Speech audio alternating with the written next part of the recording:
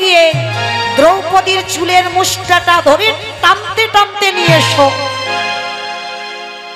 আচ্ছা বাবা, এই জায়গাটায় আপনারা কোনোদিন অনুভব করেছেন যে পক্ষে কৃষ্ণ রয় সে পক্ষের কি পরাজিত হয়?